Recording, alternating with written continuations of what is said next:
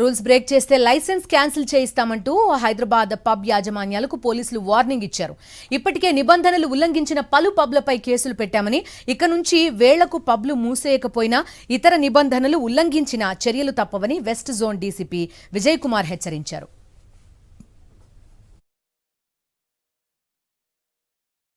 డేస్లో రాత్రి 12 వరకు అండ్ వీకెండ్లో రాత్రి 1 వరకు ఏదైతే పర్మిషన్ అఫీషియల్గా ఉందో ఆ అఫీషియల్ టైమింగ్స్ ప్రకారంగానే వాళ్ళ బిజినెస్ ఆపరేషన్స్ చేసుకోవాలి.